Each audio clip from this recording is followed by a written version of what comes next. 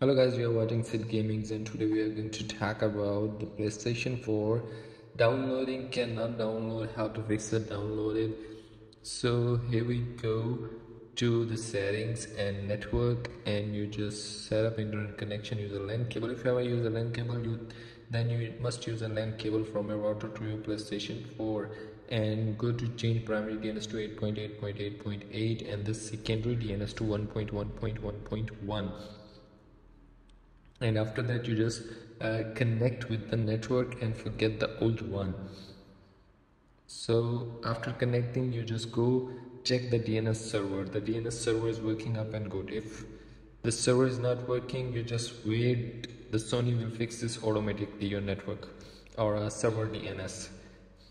And after that, you will fix this downloading speed on your PlayStation 4.